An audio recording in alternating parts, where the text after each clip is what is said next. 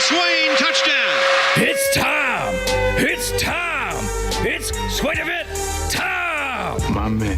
It is time for the Swain Event, fueled by Dead End Barbecue. This is real sports talk for the real sports fan. Talk to him, Swain. Give me 2 laps and a Ric Flair.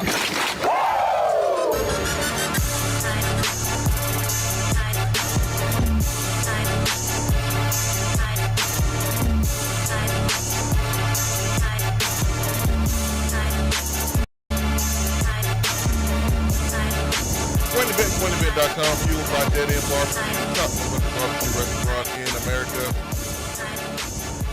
What a day. What a week. What a month. I'm live from the Low T Center studio. Hope everyone is having a fantastic morning. We'll get Ben McKee, Go Ball 247 in here momentarily. Well, Tennessee. Top of the headlines. It's okay. Pretty cool opportunity Tennessee has right now.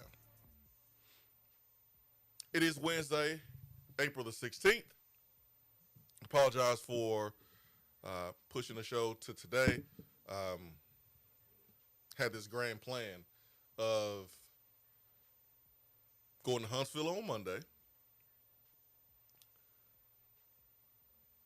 for the Hall of Fame ceremony.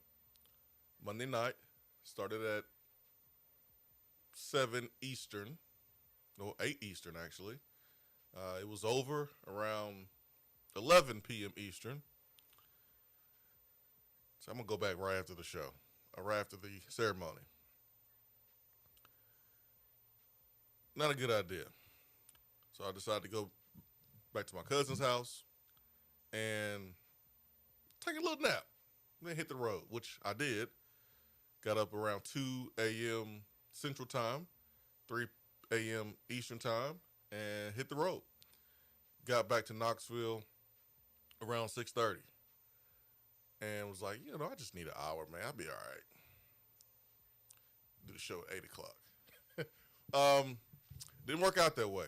And then our guy, Little McKee, not feeling great. So with Ben and then myself, it was just best to push it today. So here we are. So we got today, we got tomorrow, and we have a lot to discuss. I have been on about 3 or 4 shows outside of my own show this week because of what happened at Tennessee over the last couple of days. If you listen Thursday, you really can't say that you are all that surprised. Thursday, there was a mention about Nico may or may not be here, and that you just never know. And we had someone on the text box, the Betty Chevrolet text box, that's on your Swain Event app, asked us about Nico transferring. Well, the reason why I said you can't really assume that he's going to be a part of the football team because of what happened in December. And what happened in December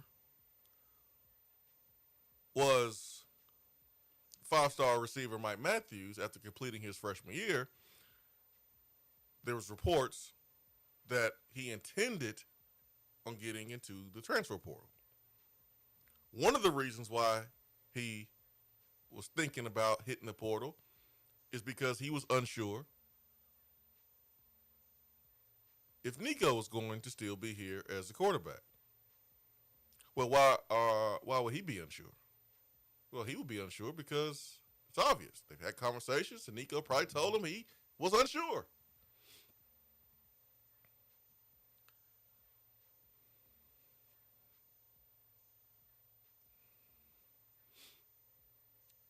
I didn't anticipate Nico's camp missed playing this so poorly. I didn't at all. On this very program, we have talked about how Nico needed more help. Nico needed to play better. It's not one or the other. And both sides lost on Friday. Nico, during the season, played his heart out. You wouldn't even know he was getting paid. He laid it on the line. I watched it with my own two eyes from the sideline view. Alabama game, he took a beating. He kept on coming. He got a concussion against Mississippi State. He played in the Georgia game. He left it on the line. Ohio State game. Cracked 2 helmets. He laid it on the line. But after that game, just wasn't moving right. Something was off. I was at spring practice a couple times. And I was watching him. And I was like, thought he would be better than what I'm seeing right now. Why does it feel like it's close between him and Merklinger right now? Why does it feel close? I didn't say anything, though. I didn't say anything to anybody. Until one Monday scrimmage at the stadium, I was sitting next to a good friend, and he was like, Merklinger is better than Nico right now. And I was like, what? No, he's not. And then I started watching first team offense, first team defense, second team offense, second team defense. And I was like, yo, either Merklinger has improved that much or Nico has regressed. And I feel confident in saying Merklinger has improved. But Nico has definitely regressed. And why is that? Because mentally he's not here. Mentally he's not here. This is what I told myself. And what explains everything, right? So Thursday we briefly mentioned the possibility. And I'll be honest with you guys, not knowing what was going to happen Friday. Late Thursday evening, I was tipped to be on Nico watch for Friday morning's practice to see what was going to happen.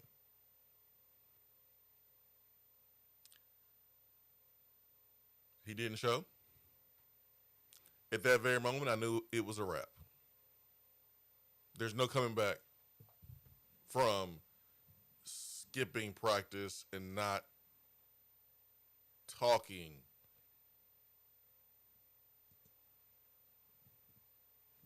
to your coaches. You don't do that. Especially at the quarterback position. You don't just not show up. I knew it was over. It would be one thing if you didn't have all the build up with Nico's camp for months and months and months. It would be one thing if you didn't have all that. But that on top of no showing, and that wasn't the first time Nico no showed.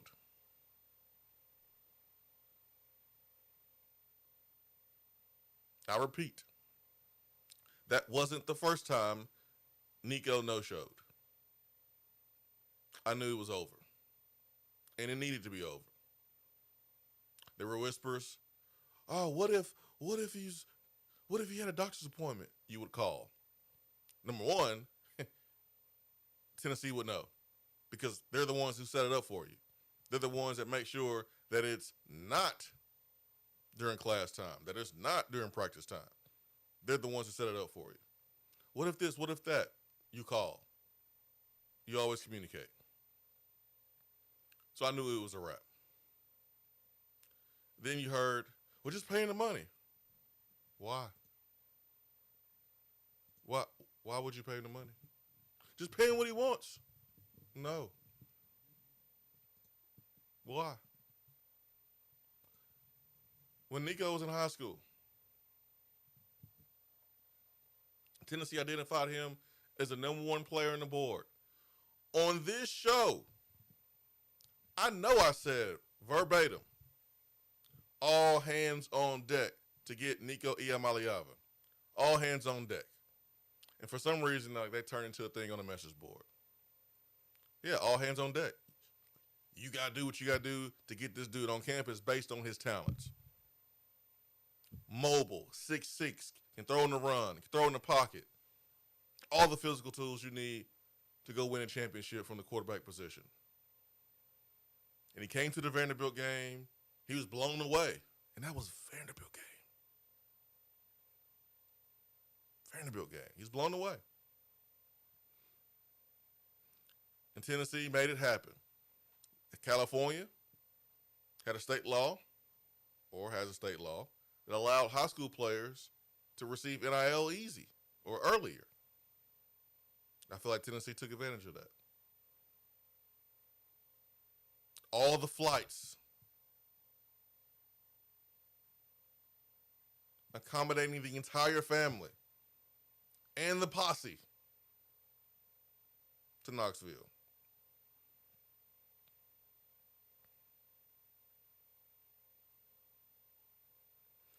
Three-year, $8 million deal.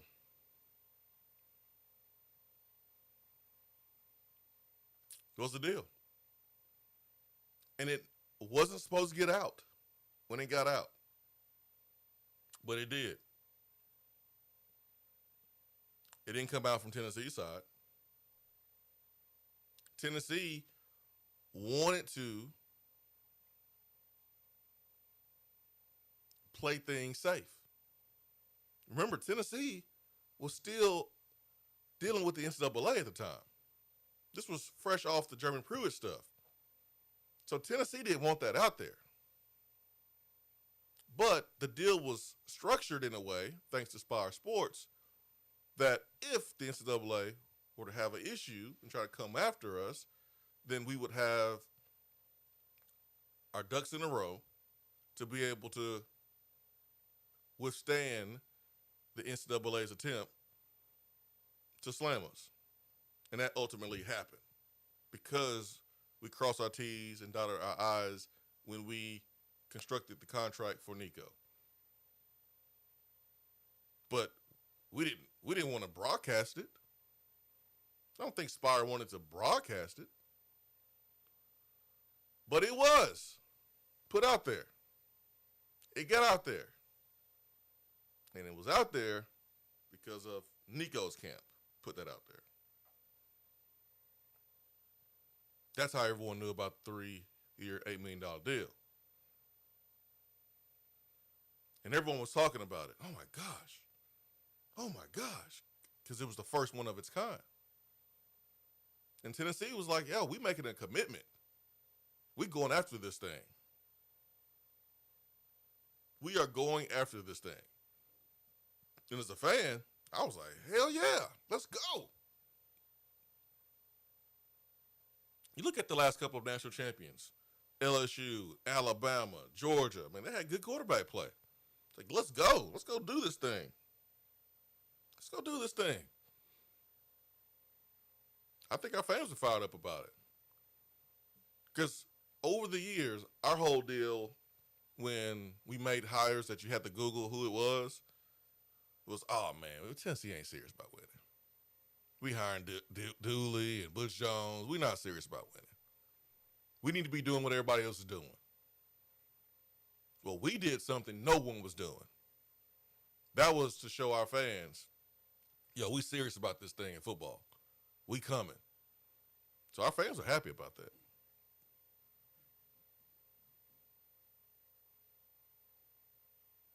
But the 3-year, $8 million deal, that wasn't supposed to be out, but it was. It was. So Nico gets here. He redshirts his first year. And he got paid.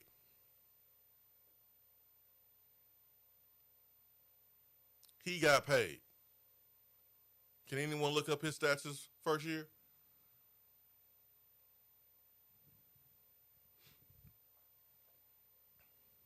Play a little bit against Virginia.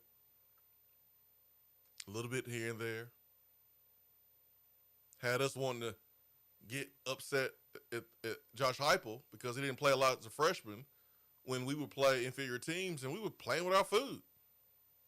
We wanted to beat those teams down. We wanted to see Nico play in the third and fourth quarter. But no, the offense was playing with their food. Defense was playing with their food.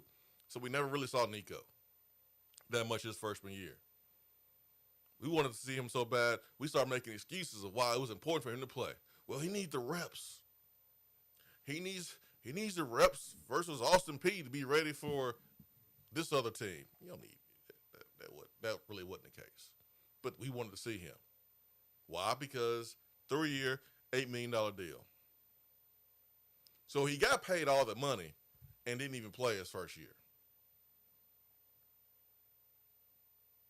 Didn't even play his first year. Second year comes around. We come out the gates. And, man, we looking good. Defense is dominating. Offense is putting up big-time numbers at the beginning of the season. I mean, you come out the gates, you drop 69 on Chattanooga. You drop 51 on NC State. You drop 71 on Kent State. You're 3-0, and you've scored all these points. Things are looking good, man. Things are looking good. And then offensively, we look different. Because on the road to Oklahoma,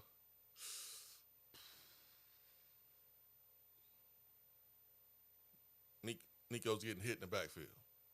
Offensive line is not all that great. We started to learn the offense.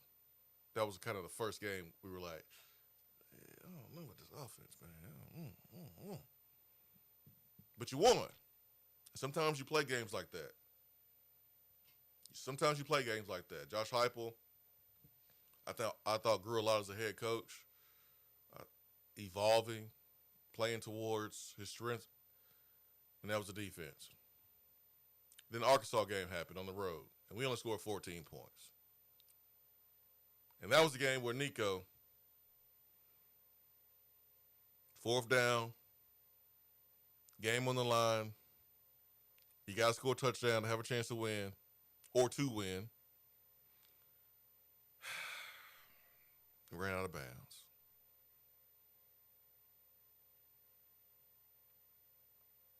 And I felt so bad for him.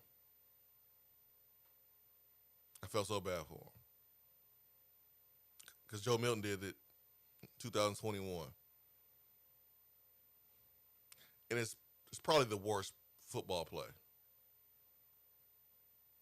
Like outside of just throwing it up as a quarterback, when you're under pressure, just throwing it up for grabs, like Will Levis did in the first game against Chicago Bears. That's probably the worst football play. Like the worst IQ boneheaded football play is a quarterback just throwing it up for grabs, and it's a pick six. The second is running out of bounds on fourth down when you have to score a touchdown. And I felt so bad for Nico in that moment. And it hurt him. Remember, I have a different perspective. I had a different perspective. I saw it. He was hurt. He had a small lapse in judgment, but he was hurt. He played hard as he could. My personal experience with Nico was all positive. Super respectful to me, super cool with me. No issue. I've never met Dad. I've only gave Dad a head nod. But Nico's exceptional with me.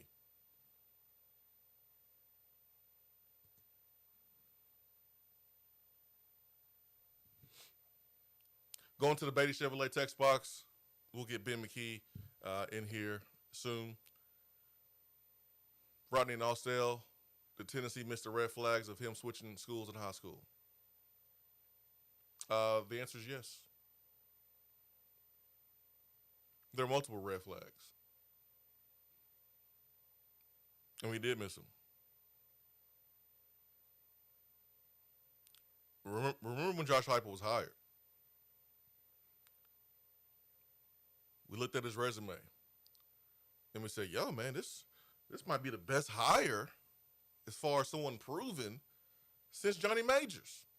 In terms of head coach, Coach Fulmer was hired from within with no experience. Johnny Majors won a championship at Pittsburgh. Josh Heupel was the best head coach hire in terms of resume since Johnny Majors. But this was Josh Heupel's first time coaching in the SEC. And it's harder. There's more stuff you got to deal with.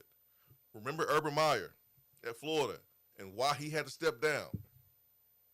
He didn't have these health problems and health issues and the drama when he was coaching at Bowling Green, when he was coaching in Utah. He was at Florida because there's more stuff you got to deal with. There's more off the field stuff you got to deal with. Coaches in the SEC who coach as a head coach, they love just being able to watch film and get to the X's and O's of it because you rarely have to do it because you have to do so much other stuff.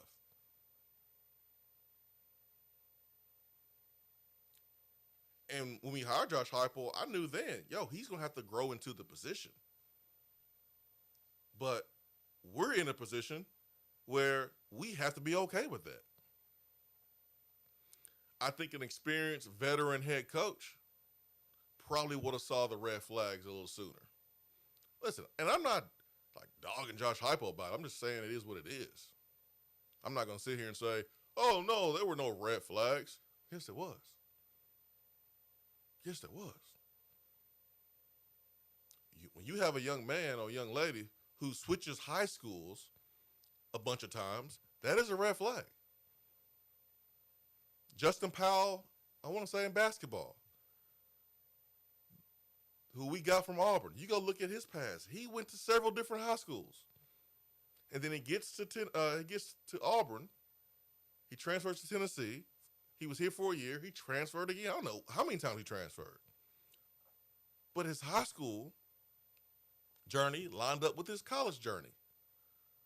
A young man or young lady who transfers high schools a bunch of different times, that is a red flag.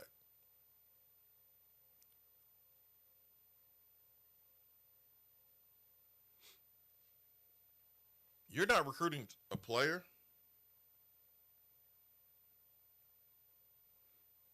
You're not recruiting a player. You're recruiting a family. And at the quarterback position, it's that much more important.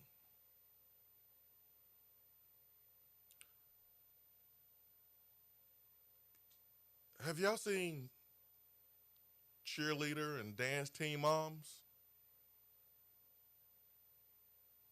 Y'all seen them? They extra, ain't they? Not all of them. Some of them. But y'all know what I'm talking about. They extra. They are something else. The equivalent in football would be quarterback dads. Some of them are extra. They be doing too much. And Nico's dad was extra and was doing way too much. Was he at the beginning? Was that a red flag at the beginning? Should you have known that at the beginning? Did he show you who he really was at the beginning? I don't know. But we see what happened now. I'm not going to sit here and point the finger at one side because we both made mistakes. We both did. We both did. It happens. Now, which mistake was the heaviest? I'm going to say it was definitely Nico's side. You quit. You quit. Quit. Tramel from Chattanooga.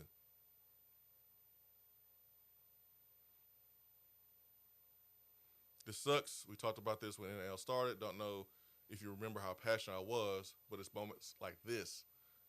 This will have a trickle-down effect. Them dance moms are different.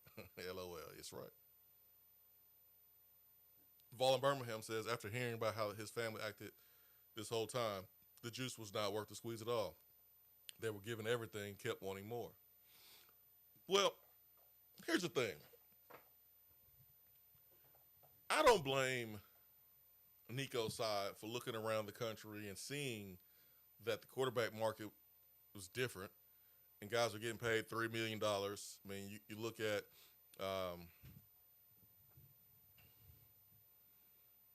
quarterback that transferred to Miami from Georgia. What's old boy name? Carson Beck. He got $4 million. But I'm sorry, Carson Beck has had better seasons than Nico, even though the previous season wasn't that hot. Carson Beck has proven to be a better quarterback than Nico during his tenure. I know one quarterback is older than the other, but hey. And I don't blame Nico's side for looking around the country and saying, all right, man, these quarterbacks getting paid more than us, and we feel like we're better. But at the same time, you were paid $2 million plus, and you ain't even play your freshman year. You were paid before you got here. I would have read the room a little bit more, and I would have said, hey, man, we're entering year 3. We're about to get paid another 2.4. I'm asking for 4, according to reports. That's a difference of 1.6.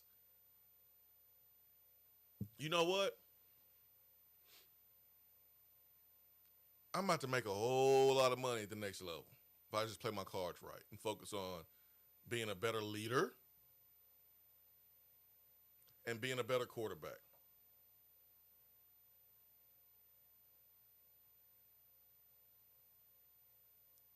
I would have read the room a little bit more and understood that the dude before me in 2 years, Hendon Hooker,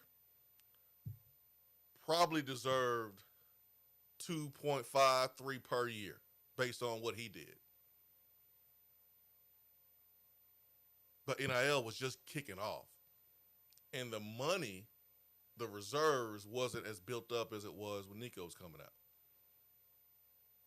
So you can only imagine how Hendon Hooker feels. Yo, my play is what attracted Nico. But I didn't get paid Nico money. I would have read the room a little bit better if I was Nico's camp. I'd have been a little bit more humble. All the perks, all the extra stuff that you got. And the fact you got paid and you didn't even play your first year.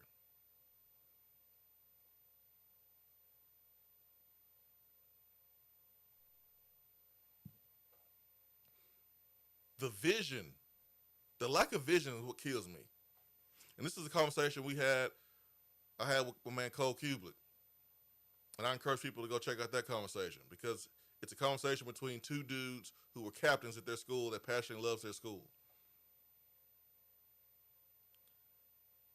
But I would have been a little bit more humble. And I get it, man. Like, get your money. Get your money. I understand. But there's a right way and a wrong way. There's a time and a place. All money ain't good money.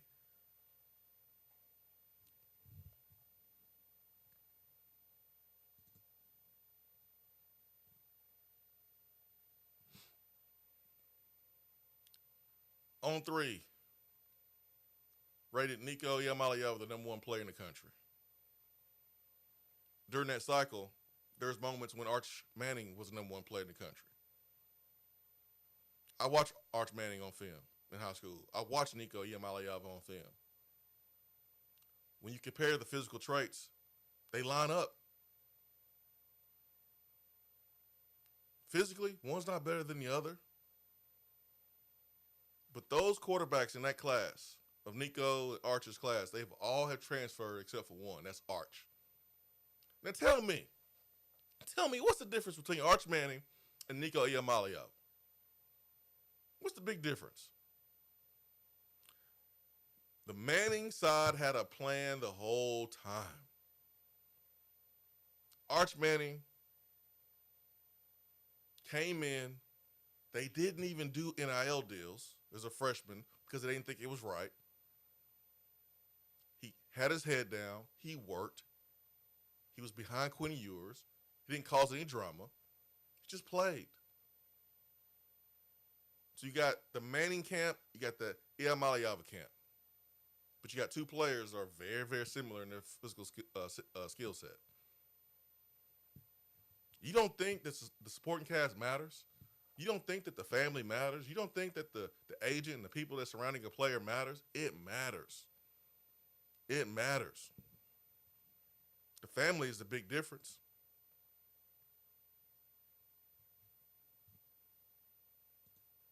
And the nerve. The nerve, y'all.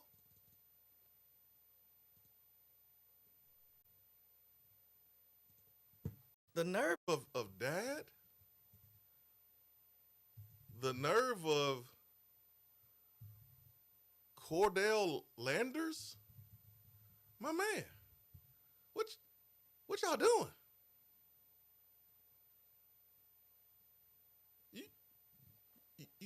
You gonna try to fool everybody?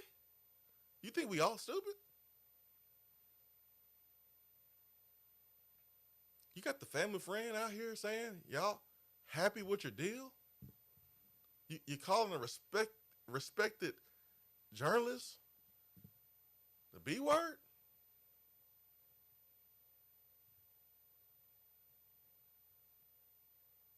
Only for the next day, Nico not show up at practice? What? You just proved yourself to be a liar. And understand this too. Oregon wasn't the only school that knew Nico was being shopped around, that Nico's camp had a plan for Nico to leave. Like, folks knew. Like, you had people close to Nico telling other schools that they were leaving. My man, you don't think that's going to get back to Tennessee?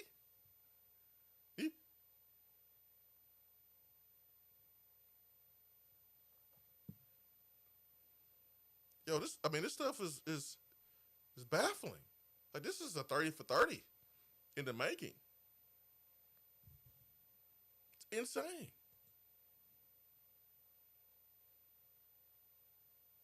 It's crazy.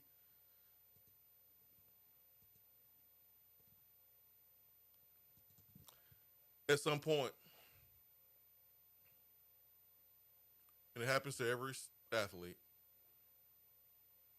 where their parents are like super involved and controls everything.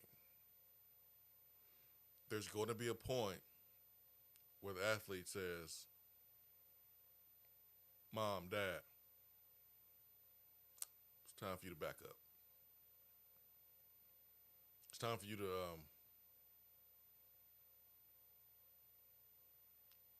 it's time for you to be my parent and not my agent. It happens to everybody. I understand that culture. And when Dad says something, everyone listens, they fall in line. But Dad, you ain't no agent. And if y'all would have had an agent, you probably would have been in a better position. You would have handled things a lot better. Like, what did you think was going to happen when you were shopping in December? What was Tennessee supposed to do? Walkman said, dude, I'm done with Nico. Move on. Bro, this is the first time I've talked about Nico since it happened. You're going to have to get over it. This is why folks tune in today.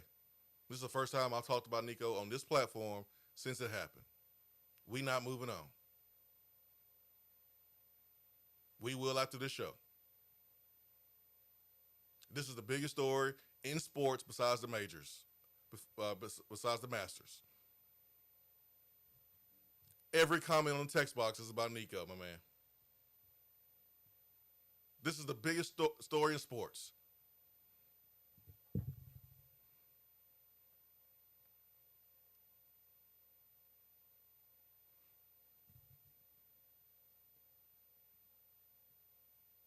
DZ Milwaukee says the Manning comparison is a little unfair because one kid has a silver spoon and the other one doesn't. It's not unfair. It's not unfair.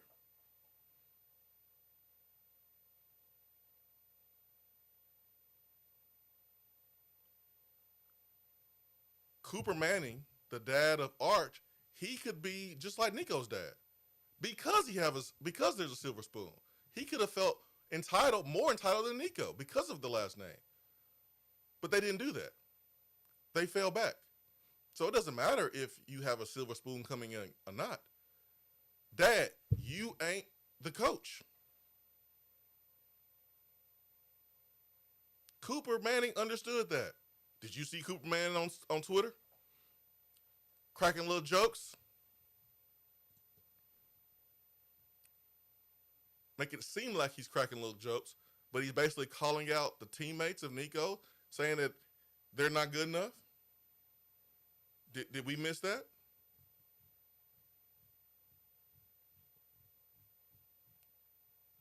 Did we miss that? Oh, I have it.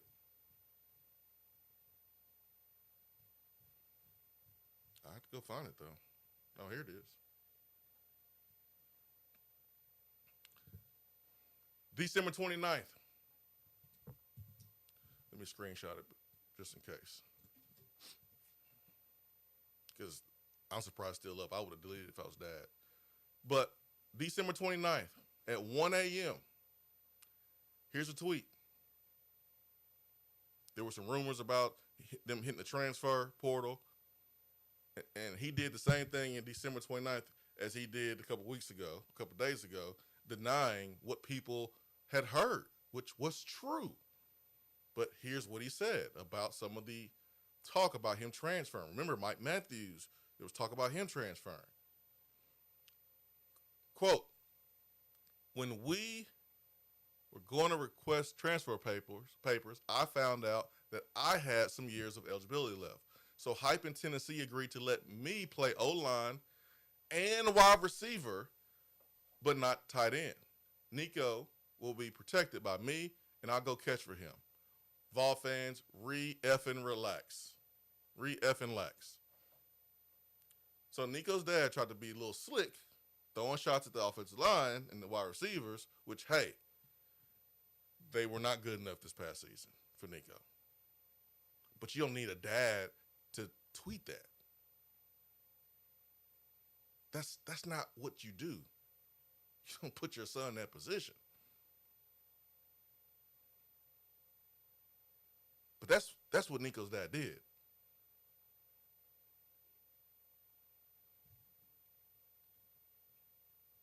Can't have that.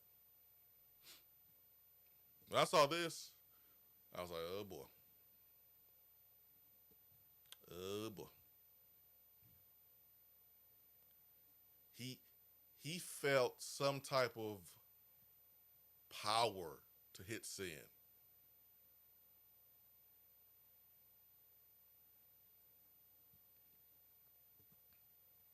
He was given that power. But parents ain't supposed to be doing that, guys. Cooper Manning's not doing that. That has nothing to do with Peyton and Eli. Because there's a lot of dads who are dads of quarterbacks that don't do that, who are not Mannings. So the comparison is fair. Two talented quarterbacks, one side that understands how to behave publicly, the other side that doesn't.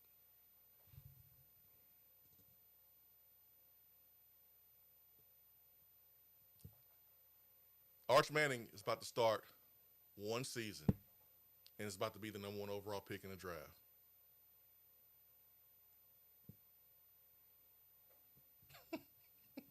One season. And about to be the number 1 overall pick in the draft. That's vision. That's understanding. There's big money on the other side. Quarterbacks in the NFL, they getting paid $40 and $50 million a year. The endorsement opportunities that you have.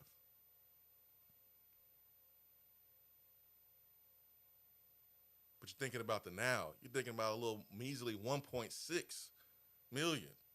And for some folks, they like, what? Measly 1.6? Because to you, that's life-changing money. And it is. For everybody. But you're going to risk 20 a year, 30 a year for 1.6 now? So, the plan moving forward. Tennessee has to bring in a quarterback. They have to.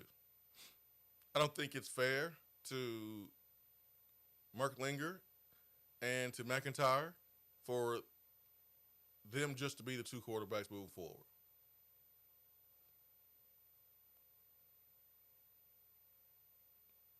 Although it gives them a better chance to play, you don't want to ruin a young man by putting him in if he's not ready. You are one injury away from a disaster. Tennessee needs to bring in a proven quarterback that's a leader. That's a leader. I prefer a quarterback with, he doesn't have to have the same temperament, but a Diego Pavia-like. And the reason why I say him is because he was able to go in to Vanderbilt and galvanize the troops like that. It is April the 16th. You have mini-term around the corner. You have the first session of summer school around the corner, the second session of summer school around the corner, and then you have fall camp that takes place at the end of July, beginning of August. So you need a quarterback that can come in here, has a personality, has a confidence, that's like, yo, follow me, let's go.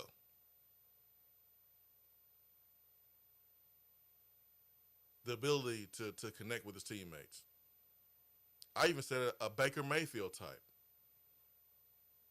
Baker was doing some type of dance at OU. That was the first time I was like, damn, that white boy can dance. He can dance better than me. Damn, that boy can dance. That boy got moves. But you see how fast Baker was the leader of that team? It's because of his personality. Johnny Manziel, big effect on Diego Pavia. So you need a Diego Pavia type of personality, a Baker Mayfield type personality. You need someone that can lead. Because Nico really was never a leader. That was kind of pushed on him. And that's an adjustment that he's going to have to make moving forward. Like if he wants to be the quarterback that people telling him he can be, he's going to have to be a better leader. Brandon says Nico has a no contact tag. Yeah, why have a contact tag? We could just work behind the scenes. He was working behind the scenes when he was not in the portal. He was talking to schools. So why let people contact you now?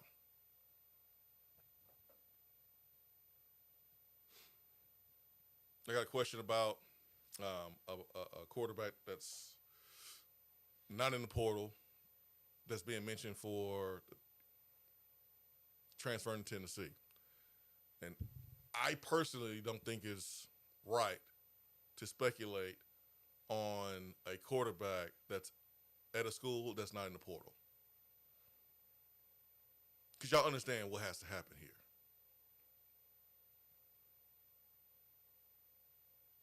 There has to be communication between the player's agent and Tennessee. Like this is what's going to happen. Tennessee can't sit back and just wait and go, well, let's see who's going to get in the portal, and then we'll pick the best one from there. Nah, man. That's not how it works anymore. It's a reason why players in basketball and football have a non-contact tag when they hit the portal because they've already done the groundwork.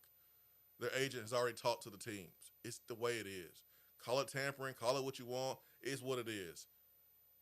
Why would I get into the portal if I don't know if I'm going to have the deal I'm looking for?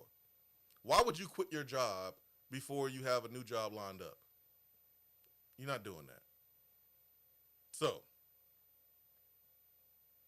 it's ironic that he has a no contact tag when the market for Nico is not all that great anyways. You've heard Notre Dame not being interested. You heard about USC not being interested. UCLA might be, but his brother, Madden, was committed to UCLA before flipping to Arkansas. So what's that relationship like between that family and UCLA? Tulane was mentioned. And the first moment I heard Tulane, I was like, huh? Yeah, okay. I know John Summerall. That's my high school teammate. I know what type of dude John Summerall is. He would not mesh well with Nico's camp. Now, John is a chameleon. That's why he's a good coach. He's a chameleon. But I never thought that was going to line up. And then yesterday, there were reports that said that Tulane pulled out of the sweepstakes. I repeat, Tulane. So, yeah, I'm not going to speculate on who Tennessee could get. Because, respectfully, it's going to be a crappy situation for the team that loses their starting quarterback.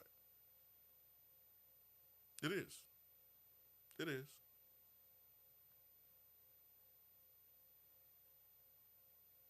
Tennessee, because of who we are, the resources we have, the conference we play in, the opportunity is right here. Yo, there's some quarterbacks who are like, yo, I want that spot. Paying me less than Nico is still paying me a whole lot more than what I'm making right now. And there's going to be some quarterbacks right now that's going to get paid more money because their schools are afraid that Tennessee may get their quarterback. And good for those quarterbacks. Good for those players. I like to call it Mike Gundy'd. How many times did Mike Gundy use Tennessee to get a raise at Oklahoma State?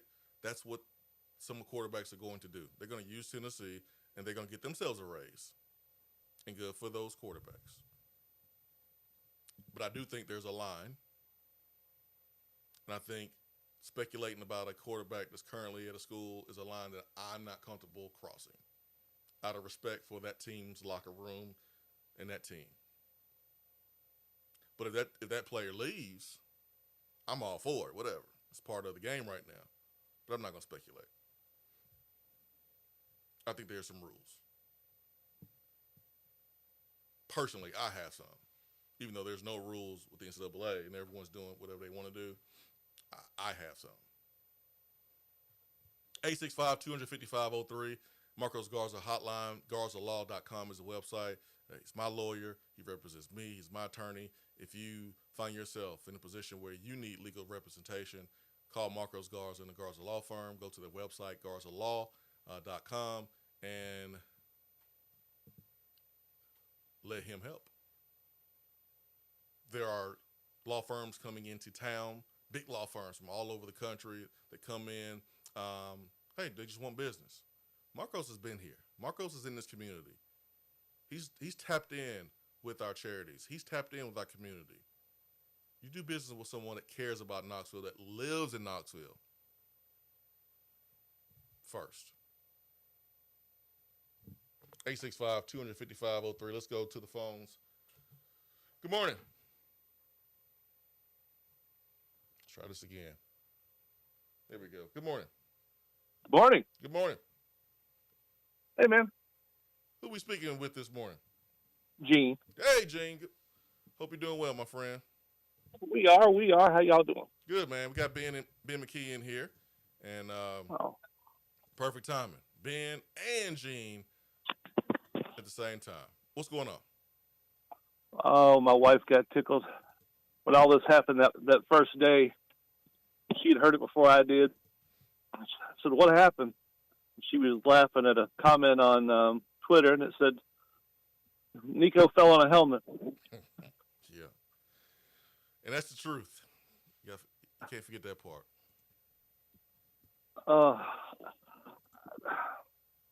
The red flags are the thing that a bunch of us saw at the beginning. With him changing schools, it was the only thing that I love Boo Carter.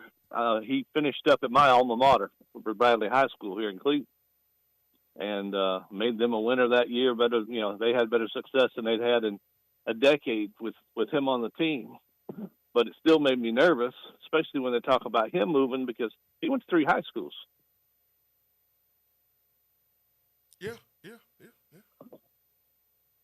So I guess my question is,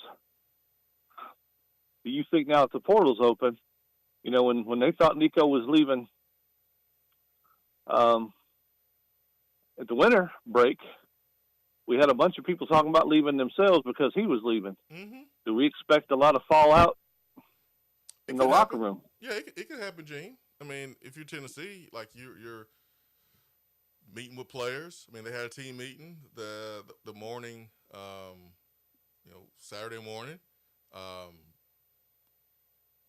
Guys step forward, leaders step forward, and they were like, "Yo, we're gonna be good." I mean, I think there's a lot of guys who are pissed off.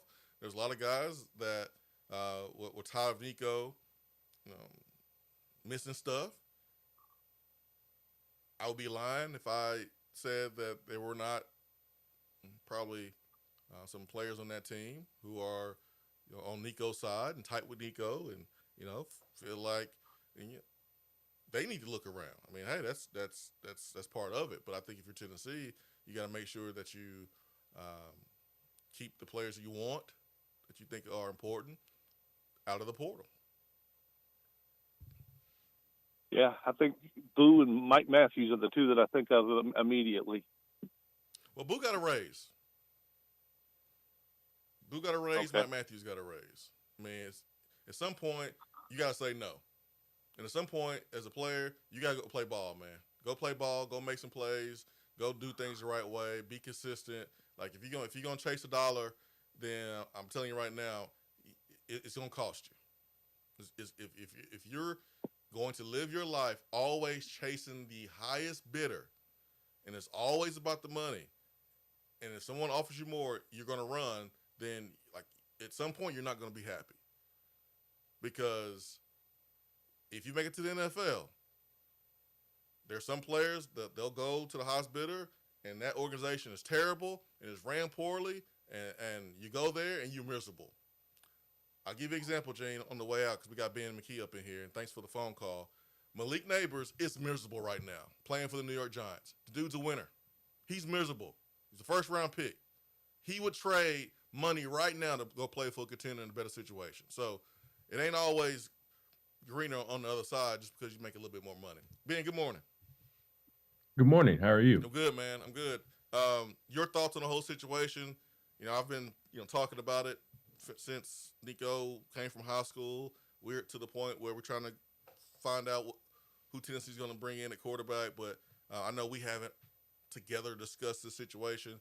Thursday, we mentioned it, and it happened Friday, and we texted each other like, "Oh man, we look like Cleo. We look like we called it." We didn't know.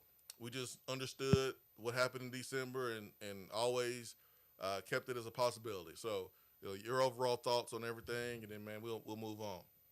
Yeah, I mean, I think although we didn't know this was happening on Thursday, and we kind of got lucky by looking smart, like you said, the reason we had that discussion on Thursday is because this has kind of always been simmering behind the scenes, not necessarily consistently threatening to leave, but just consistently asking for more, consistently flirting with others. I mean, that camp of people, they're they're the significant other that cheats all the time, and entertains others. And that's always been the case, whether it be with Miami, that's been widely discussed back in the early winter months. There were some other SEC schools that were involved in trying to flirt with Nico as well. Um, so you hear those things behind the scenes all the time, and you just wonder, like, okay, is this thing going to end happily ever after? And that's why both of us thought that one way or the other, like this season is going to be Nico's last at Tennessee, whether it be for good reasons or whether it be for bad reasons. But my thought is very simple. I don't think Tennessee and Josh Heupel are blameless. I think maybe they could have surrounded Nico better, and maybe we don't reach this point. Um, Probably not, because of how greedy they have turned out to be in hindsight. But even though Tennessee's not blameless, I do think that Tennessee and Josh Heupel made the right decision to split and move on, and kind of jump the gun on what seemed to be an inevitable decision from Nico's side of things. I mean, it seemed like they were going to exit at some point. So why not just go ahead and nip that in the bud, especially after he misses practice, and that was the latest in a long line of things that he had missed, as you just got done describing. So I do think Josh Heupel and Tennessee made the right decision. I just it's not that Tennessee wasn't willing to pay top dollar for a quarterback. It's that the quarterback that was asking for top dollar had not earned it yet. And these athletes in college think that because I'm a college athlete at a major SEC university, that automatically qualifies me for top dollar, and it doesn't. That gets you wealthy quick, fast, and in a hurry. But in terms of adding, or in terms of earning top dollar, you have to earn that on the field, on the court, on the diamond. And Nico, again, I think last year's offense was more about the offensive line and the receiver position than Nico, but he did not perform to expectations. And I still think that there's a lot of talent in there. I still think there's a lot of potential in there. And I think if he had played to that potential and expectations, Tennessee would have been more than happy to pay him top dollar. But the simple fact is that he had not performed to that level, and Tennessee made the right decision to not give that to him the second and third time it was asked for. So it's unfortunate timing, because it puts them in a real tight window to try and figure out what they're going to do at the quarterback position for next season. But I do think it is a good thing for Tennessee that the headache that has existed since the moment that family committed, it is a good thing that they don't have to deal with that anymore. All right, going to the Garza Law hotline, 865-250-503. Good morning. Hey, Steve in Georgia. What's up, Steve?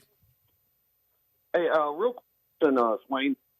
Do you think if they do go after maybe a higher profile quarterback in the draft or in the portal, which, I think is inevitable, what kind of conversation, if you were a player that were basically being recruited over, I guess, what kind of conversation does Heupel have with his other two quarterbacks that have been working pretty hard? And how would you as a player kind of feel about that if you were a young quarterback? I guess, and I'll listen to your answer off the phone. Thank you. Hey, thank you. Good question. It's possible that a quarterback can reach out to Tennessee. Like a quarterback's representatives could reach out to Tennessee. So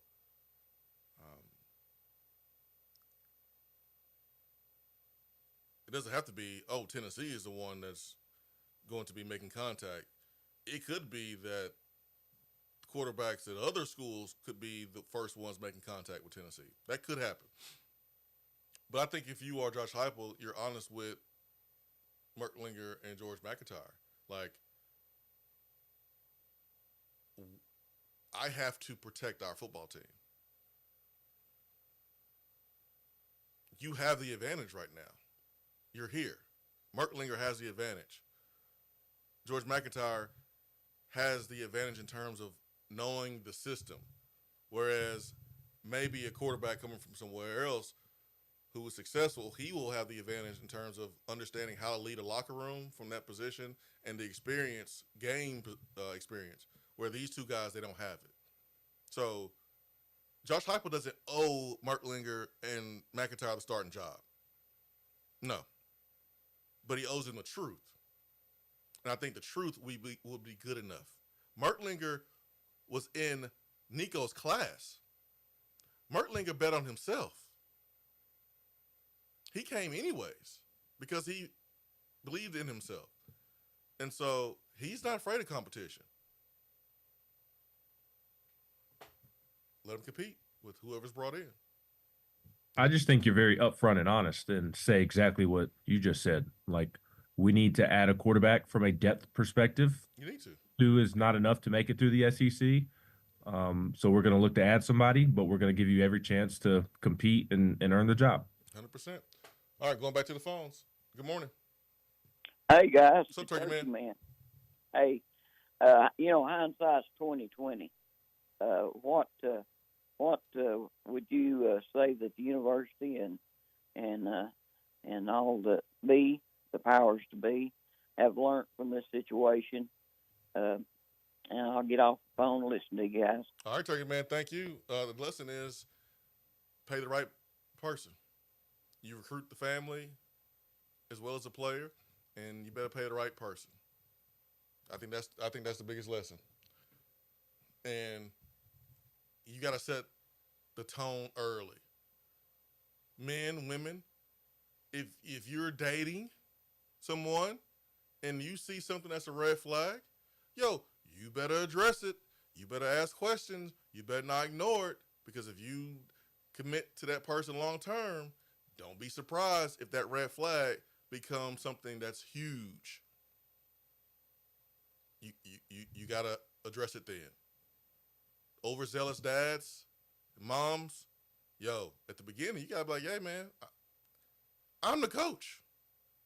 However way you need to say it, that doesn't come across like that, that's blunt but you have to let the parents know, like, yo, I'm the coach. Like, you're not gonna be coaching from the house. I'm not gonna be doing all that. All right, going back to the phones. Good morning. Good morning, Jason. It's Dustin. What's up, Dustin?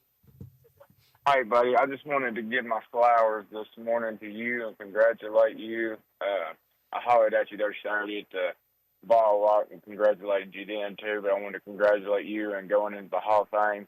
Also, I wanted to congratulate Coach Heupel, and this is even before he said the words on Saturday, but as he was walking through the ball walk, I had my 2 boys and my football team there with us.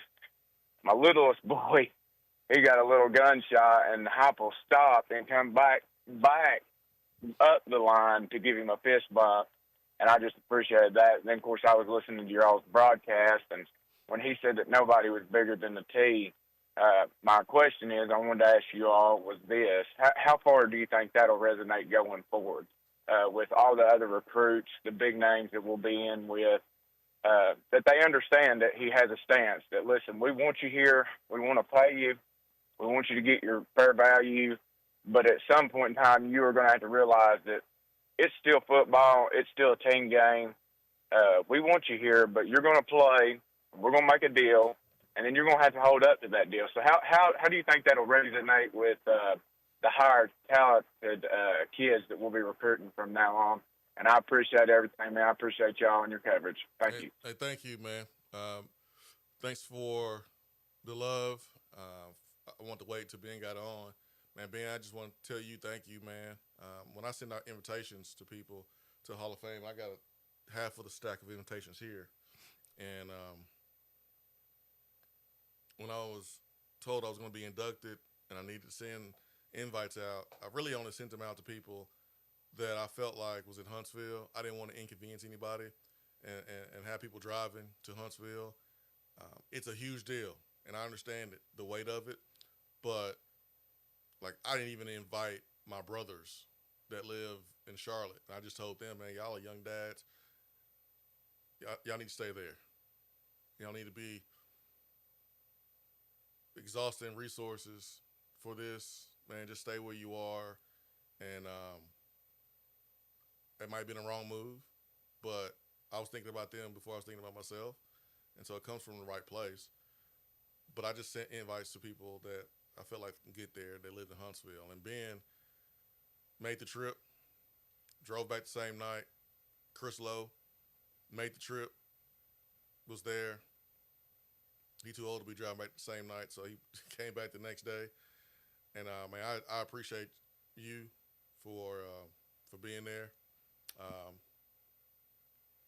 You know, you was there when my great uncle passed. You made the trip down there, and that means a lot too. So I just want to tell you, I appreciate it, man. Thank you. Yeah, of course. You are family, and family's going to be there for you when through thick and thin, through the highs and the lows, and we're always going to be rocking with you. It was an awesome night.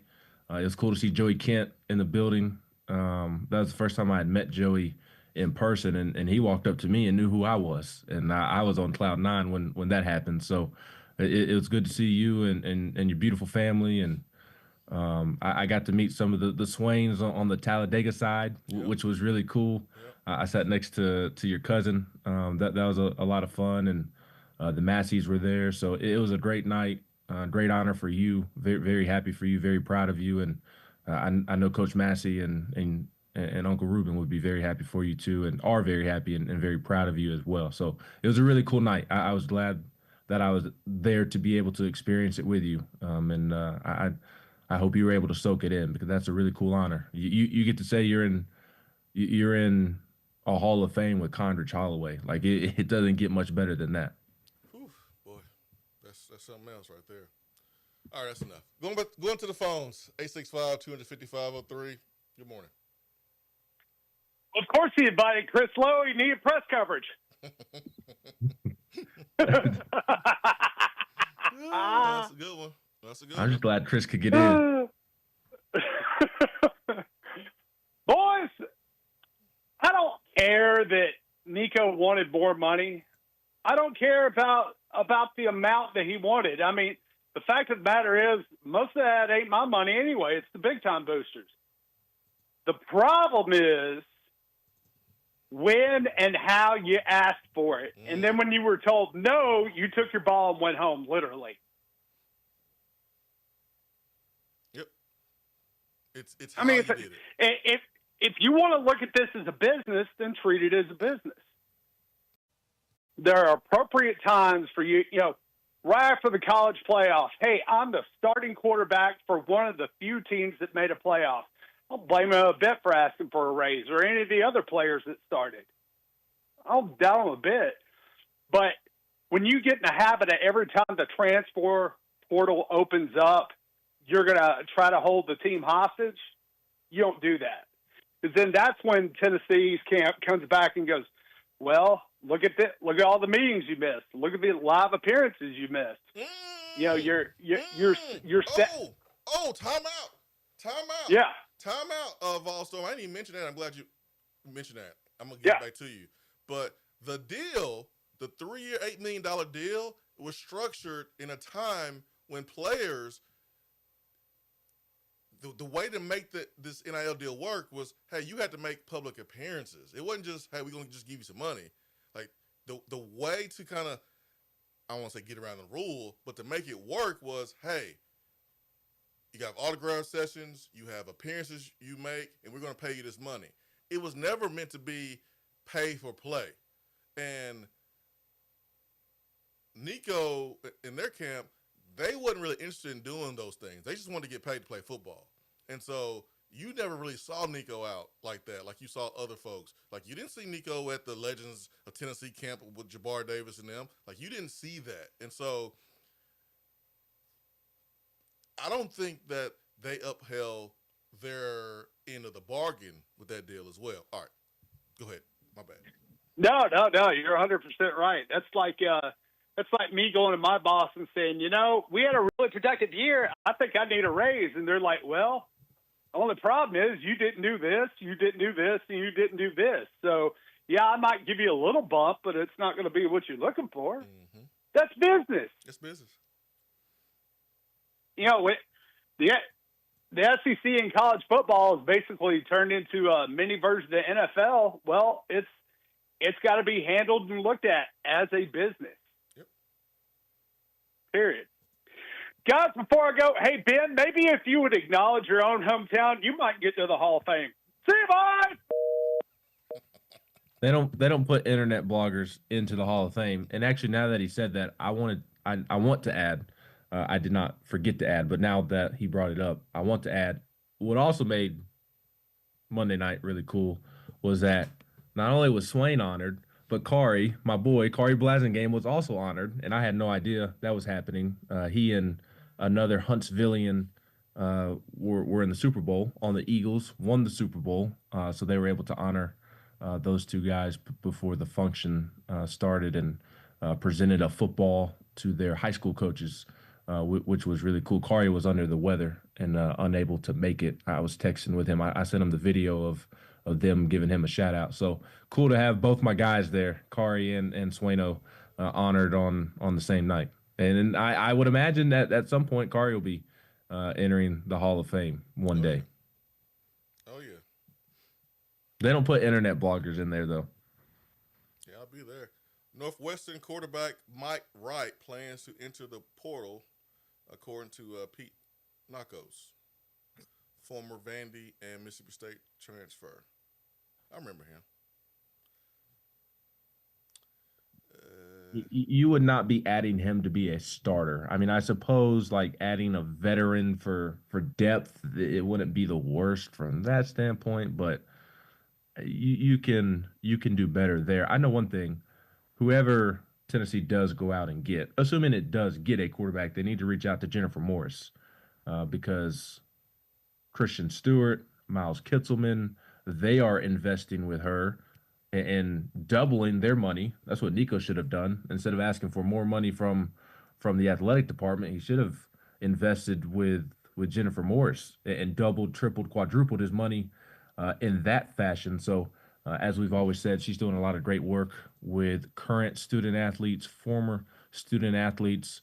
A lot of members of our Swain Event family trust her. My family has trusted her twice, and a lot of current and former UT athletes do as well. So please, for all of your real estate needs, reach out to Jennifer Morris of Keller Williams Realty. She can help you accomplish whatever you would like to accomplish in the real estate world. And I will make sure that whichever quarterback Tennessee does go out and land, that they get linked up with Jennifer so she can help get them moved in. And I'm going to put Swain on moving duty. So Swain's going to make sure that all the boxes and washers and dryers and refrigerators get moved into the place as well. I got you. We'll do this again tomorrow morning. We'll wrap up hitting up the text box, the Beatty Chevrolet text box. Also, if you are a homeowner and you have issues with wildlife, alphawildlife.com is the website. Alpha Wildlife is a company, veteran-owned, big-time Tennessee fans, serving Tennessee and parts of South Carolina. Arch Manning has put himself in the best possible position, matured, grown his skills over the years. He's going to play 1 year and be the number one overall pick and got paid to be the backup in college. Brilliantly executed. What is the best plan at quarterback? Get a transfer for a year, then Jordan McIntyre for a year, then Faison. Hard to imagine that they'll all stay, but it's hard to write off a guy like George McIntyre, who has only been there 2 months. Well, your job, if you're Josh Heupel, is to bring in talent and coach and teach, and it's the player's job to compete and be the best man for the job. As simple as that.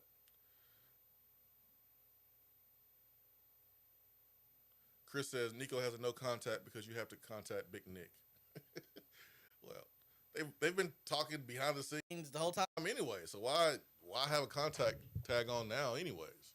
And according to ESPN, Nico does not have a market. They fumbled the bag. They fumbled the bag. I mean, they'll be lucky to get half the money they were making, I think. Paul Fonbaum, quote, I would stay away from him. Buyer beware of this guy. It's not even Nico. It's the whole apparatus. I mean, you're not dealing. Something tells me Nico is not person in the middle of these negotiations. Team Nico is. I mean, there's a toxic feeling about this player because of the attention and because he's the one that everyone is talking about. I would be careful. That's what Paul Fonbaum had to say. So, if you're a head football coach, why would you want to deal with that? I don't. You know who I feel bad for? I feel bad for his little brother, Madden. I don't know him personally. Maybe he is, and Nico is the face of this thing, but we all know who kind of is behind the scenes steering this ship. I feel bad for little brother because now little brother at Arkansas is going to get roped in. Now Sam Pittman and Sam Pittman's coaching staff is going to be kind of walking around with an eyebrow raised and peeking around every corner to make sure Big Nick's not there. It's just it's a mess. It really is. They overplayed their hand severely. All right, let me get one last phone call in here. Good morning. Morning, Swain. It's Midland Mafia. What's up, Mafia? One observation and then a question. If you are working for $2.4 million and now all of a sudden you may not even get half that, is that not like somebody saying how you get fired on your day off? It's definitely like that. It's a lot like that. Yeah. Secondly, how quickly do you think we can look for leaks to start coming about somebody who is more than likely coming to Tennessee? Do you think by the end of the week, because I know time is a little bit of a factor here, do you think by the end of the week some names should start firming up, or are you looking at any kind of specific timeline? I'll be surprised if it takes the end of the week. I think you'll start hearing them now. Just all right. open up. Well, because Tennessee has to move fast. I'll be keeping my notifications open. I would suggest that. All right, sir. Thanks. Hey, much love, Neil Mafia. Good to hear from you, man. You want to add something, Ben, before we wrap up? No, not really. Sorry I was It's all good. only able to join the last 20 minutes or so, but appreciate you. As always, look forward to being back here tomorrow morning. Yeah, we'll do it, man. We'll do it. It'll probably feel like it's been a week with all the information that may come out between now and tomorrow morning. So when it does, we'll be here to discuss it. Tennessee's looking for a quarterback. They have to move fast, but they have to be smart about it. They got to get the right guy with skills, and don't bring anybody in here that's a scrub. We can't have any scrubs up in here. We trying to win. So a lot of work for Tennessee to get done. I know the money people around Tennessee, they all in, and they're willing to get who they need to get. I'll say that. So we'll be doing this thing again in the morning, 8 a.m. Ben McKee, Jason Swain, Ben McKee, Go Ball 247. I'm Jason Swain, live here from the Logan TV Central Studio. Appreciate everyone's time. We will get the podcast posted as soon as possible. Joshua Swain will be on today at 12.